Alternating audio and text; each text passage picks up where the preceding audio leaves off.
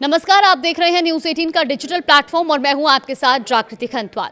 तो ईरान की खामेनी सरकार इन दिनों चौतरफा मुसीबत का सामना कर रही है। एक तरफ ट्रंप हथियार ताने खड़े हैं तो दूसरी तरफ देश के अंदर छात्रों का उग्र प्रदर्शन भी शुरू हो गया है। और इन सब के बीच हाल ही में एक और बुरी खबर आई है। दरअसल बीते दिन मंगलवार को ईरानी आर्मी की एविएशन यूनिट का हेलीकॉप्टर क्रैश हो गया है और सीधा सब्जी मंडी पर जाकर गिरा है। सेंट्रल ईरान में हुए इस हादसे में 4 लोगों की मौत हो गई। हादसे में प्लेन में मौजूद पायलट को और को पायलट की मौत हो गई, लेकिन इसके साथ ही 2 सब्जी विक्रेताओं के मारे जाने की भी पुष्टि हुई है। दरअसल एक मीडिया एजेंसी के मुताबिक ईरानी सेना की एविएशन यूनिट का एक हेलीकॉप्टर मंगलवार सुबह इस्फहान प्रांत के खोमेनी शहर काउंटी स्थित फल सब्जी मार्केट में दुर्घटनाग्रस्त हो गया।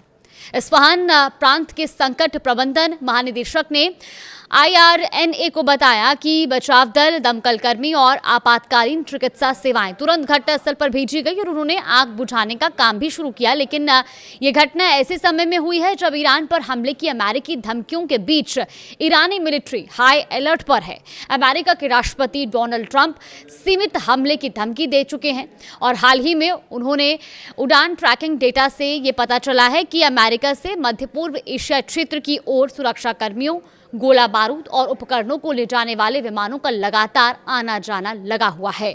ईरान को हाल ही के सालों में कई हवाई हादसों का सामना भी करना पड़ा।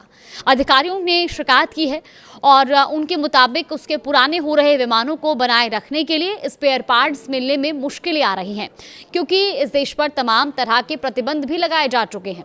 बता दें कि ईरान में हाल ही के सालों में हुए विमान हादसों के पीछे मुख्य रूप से अमेरिका और अन्य पश्चिमी देशों द्वारा लगाए गए आर्थिक और व्यापारिक प्रतिबंधों की भूमिका रही। इन प्रतिबंधों का सीधा असर ईरान के नागरिक उड्डयन क्षेत्र पर पड़ा है। ईरान पर दशकों से ऐसे प्रतिबंध लगे हैं जो उसे नए विमान खरीदने से रोकते हैं और इसके अलावा विमानों के स्पेयर पार्ट्स यानी कि कलपुर्जों के निर्यात पर भी कड़ा पहरा है, क्योंकि दुनिया के ज़्यादातर विमानों में अमेरिकी तकनीक या वहाँ के जो उपकरण हैं वो शामिल होते हैं और इसीलिए कंपनियां कानूनी डर से ईरान को सामान नहीं बेच पाती हैं।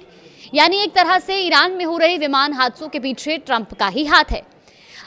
IRNA न्यूज़ एजेंसी के अनुसार ईरान के सरकारी ब्रॉडकास्टर ने बताया कि गुरुवार को पश्चिमी हिमेदान प्रांत में देर रात ट्रेनिंग एक्सरसाइज के दौरान एक ईरानी फाइटर जेट क्रैश हो गया था, जिसमें सवार 2 पायलटों में से एक की मौत हो गई, जबकि दूसरा खुद को बचाने में कामयाब रहा था।